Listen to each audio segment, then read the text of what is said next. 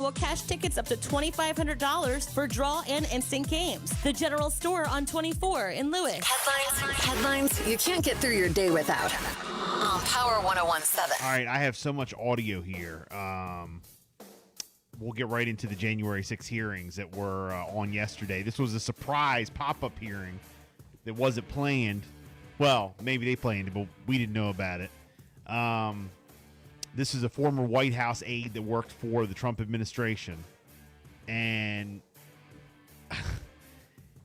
I'll just go right down the list here. It's Cassidy Hutchinson. She testified. So buckle up. Here we go. I remember feeling frustrated, disappointed, and really, it felt personal. I was really sad. As an American, I was disgusted.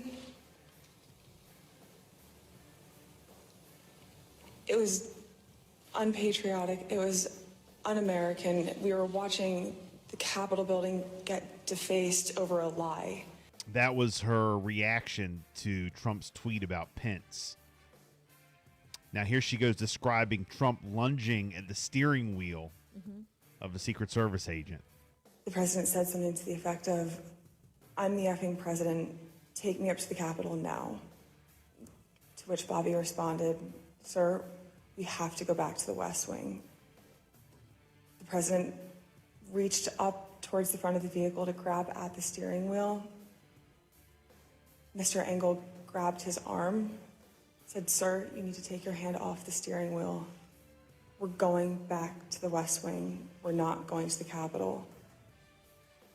Mr. Trump then used his free hand to lunge towards Bobby Engel. And when Mr. Renato had recounted this story to me, he had motioned towards his clavicles. Does this even sound real? Yeah, like I read the whole thing, and it doesn't surprise me. No, it doesn't surprise me. But I believe what they're saying. Yeah, I believe what it. And like I remember it that doesn't, day, but and it does. I It remember does, when but they it had, doesn't. Like, the cameras on him. Yeah. So like to hear them say like the things that he was saying, like I do believe it, but it doesn't surprise me. Here goes Hutchinson on Giuliani and Meadows talking about January 6 plans, I guess, prior. As Mr. Giuliani and I were walking to his vehicles that evening, he looked at me and said something to the effect of, "Cass, are you excited for the 6th? It's going to be a great day. We're going to the Capitol. It's going to be great. The president's going to be there. He's going to look powerful. He's going to be with the members. He's going to be with the senators." I found Mr. Meadows in his office on the couch. He was scrolling through his phone. I remember leaning against the doorway and saying, "I just had an interesting conversation with Rudy, Mark. Sounds like we're going to go to the Capitol." He didn't look up from his phone and said something to the effect of, "There's a lot going on, Cass, but I don't know. Things might get real, real bad on January 6th. Now, you know, Mark Meadows was, I guess, his chief of staff. Here goes former White House aide Hutchinson saying that Meadows said Trump believed Pence deserved the hanging chance because they were out there chanting, "Hang Mike Pence." Yep. I remember Pat saying something to the effect of, "Mark, we need to do something more. They're literally calling for the vice president to be effing hung." And Mark had responded something to the effect of, "You heard him, Pat. He thinks Mike deserves it. He doesn't think they're doing anything wrong." This is when she says Meadows said Trump didn't want to do anything about the rioters. And I remember Pat saying to him something to the effect of, "The rioters have gotten to the Capitol, Mark. We need to go down and see the president now." And Mark looked up at him and said, "He doesn't want to do anything, Pat." And Pat said something to the effect of, "Mark, something needs to be done or people are going to die and the blood's going to be on your effing hands. This is getting out of control. I'm going down there." Then she said that Trump said said he didn't care the rally goers were armed because they wouldn't hurt him. Mm-hmm. Yeah, that he said also, like, they're not here to hurt me. Yeah, like when he was trying to go down to the Capitol and was trying to grab the steering wheel and all that to go down there. they were like, no, some of these people might be armed. He's like, well, they're not there to hurt me, so I'll be fine. I was in the vicinity of a conversation where I overheard the president say something to the effect of, I don't effing care that they have weapons. They're not here to hurt me. Take the effing mags away. Let my people in. They can march to the Capitol from here. Let the people in. Take the effing mags away.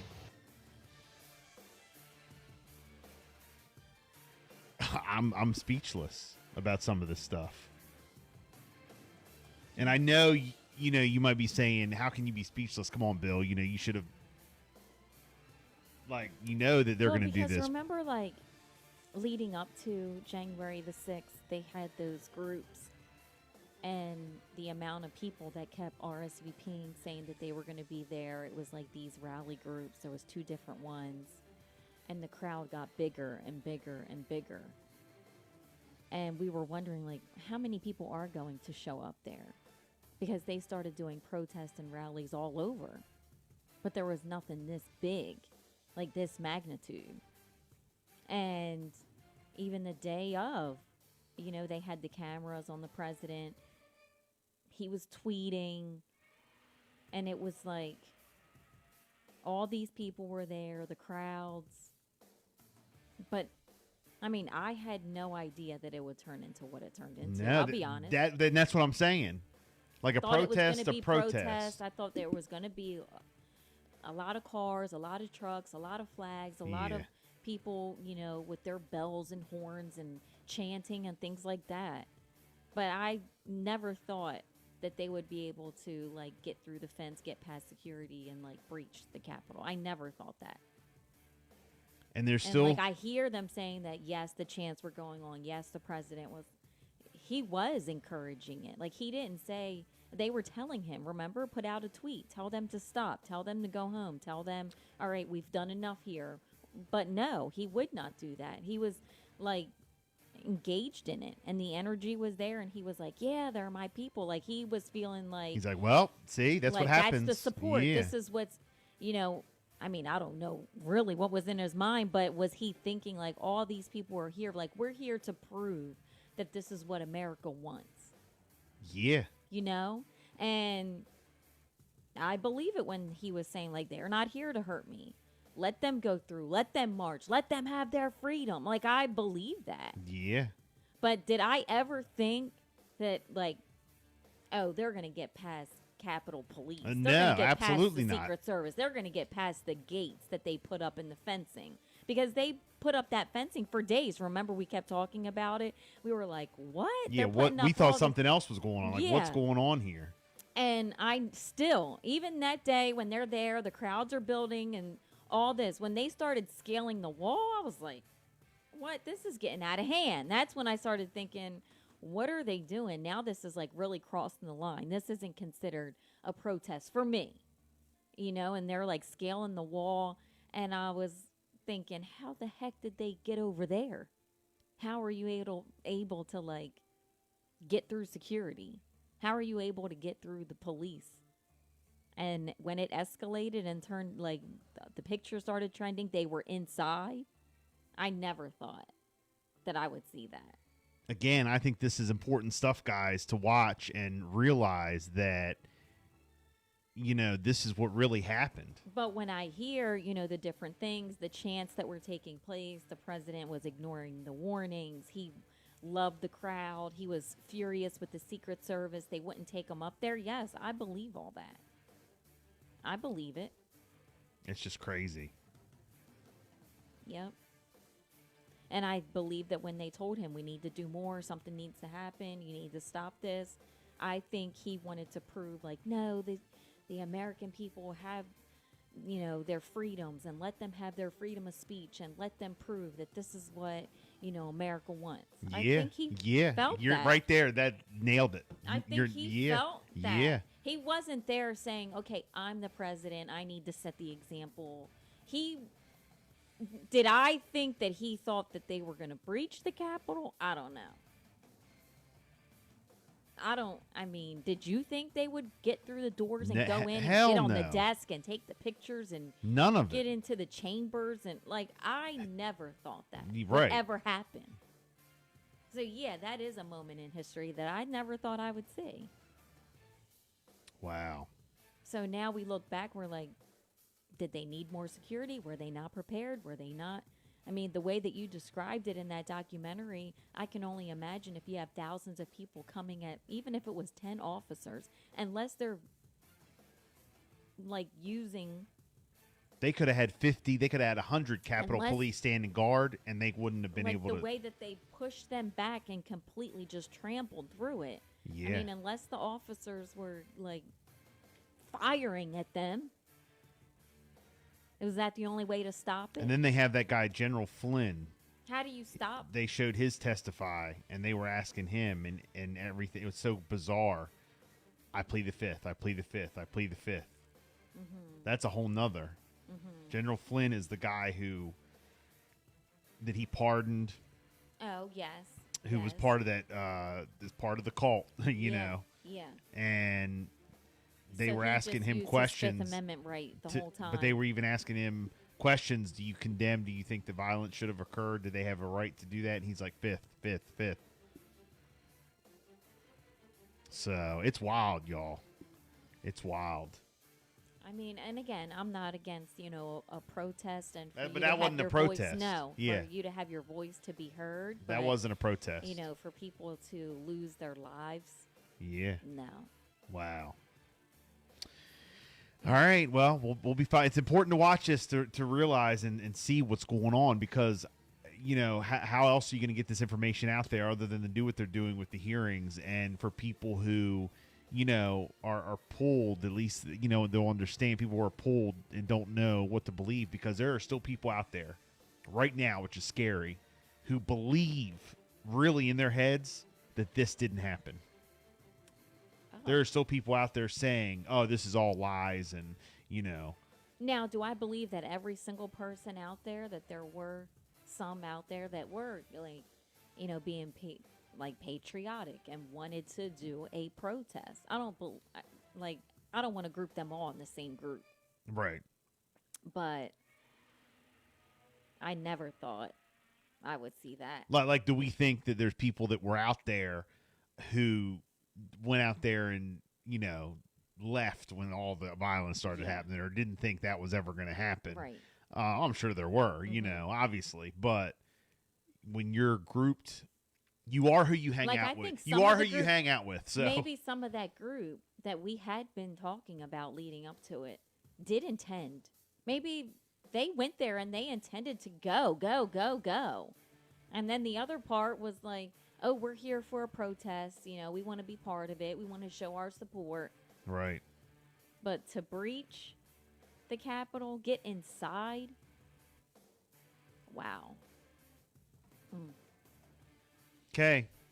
So, Ghislaine Maxwell, that longtime companion of Jeffrey Epstein. Ghislaine.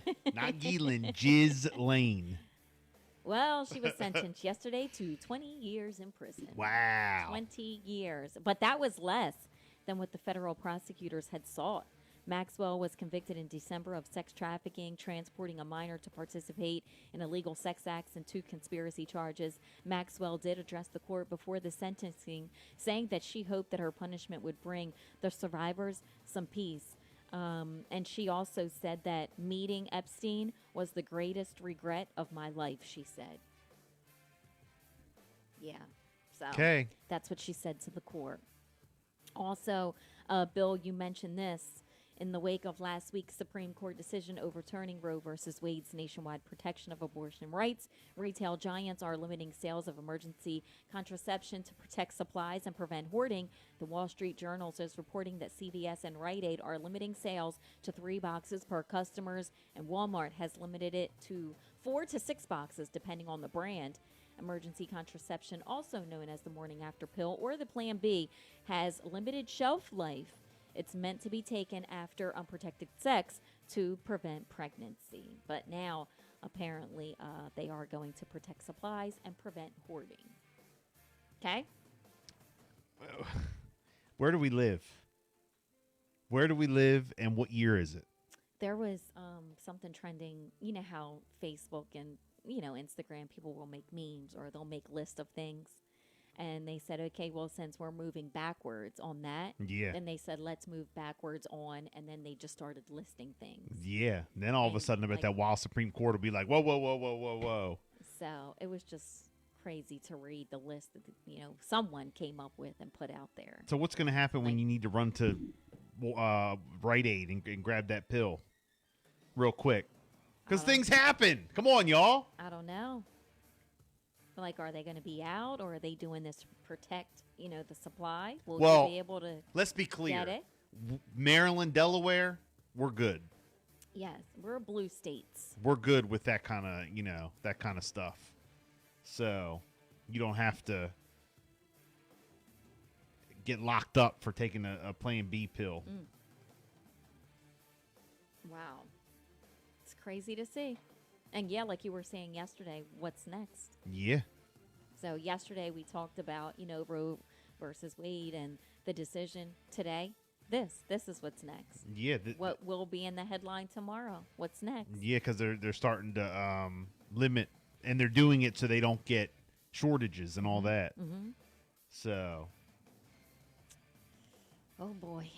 All right, now in Ocean Pines. All I got to say is vote, vote, vote. Yeah. That and it matters. Yep. It matters There was a lot when of you people vote. saying that online too. Just remember this. Don't forget. Remember all this. Yeah, because something else. The elections are when? November? November. And we're only in June. So when it's time to go vote, and it matters from your local town mayor all the way up. It Vote, does. vote, vote. Yeah. Because your local town mayor affects the governor, and the governor affects all the way up. Your representative, and the representative affects this, and again, Yep. all the way up. So, just saying. This story coming out of Ocean Pines, a knock at the door turned into a nightmare for Kathy and Alan Funkhauser of Ocean Pines after a strange man showed up at their door on Thursday morning and he schemed his way into stealing their vehicle. Kathy says that it all started when she and Alan received a knock at the front door. It was a man who they never met before, and he claimed that his phone had died and he wanted to know if they had a charger. And it was at that time that Alan left the man on the porch to go get a phone charger from the bedroom. When he returned, the man was inside the house, What? standing on the other side of the front door. Wow. Okay? Alan stepped, to the back to get the charger, and apparently when him and his wife were both out of the room, this guy just very quietly opened their storm door. He took 2 steps into the house, and he looked around to see what he could grab.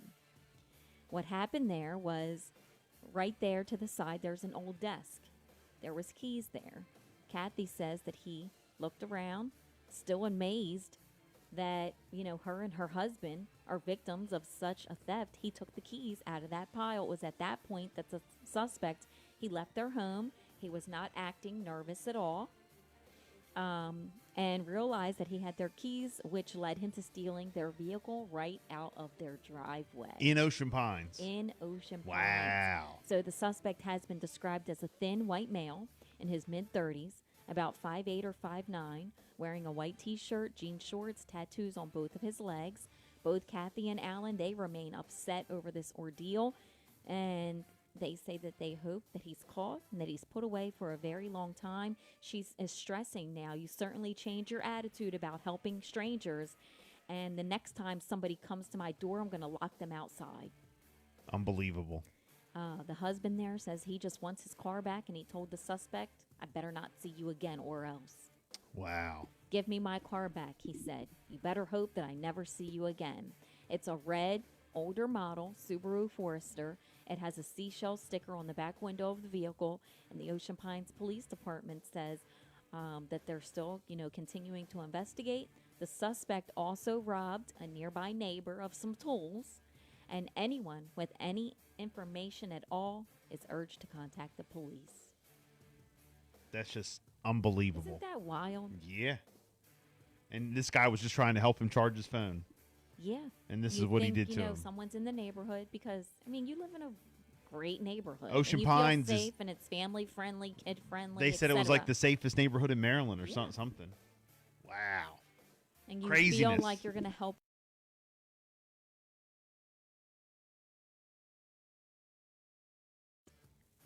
He doesn't act nervous at all. He leaves, but he really stole your keys, and then he steals your car out of the driveway. 245 checking in. Good morning, Bill Baker. What kind of hood do you live in?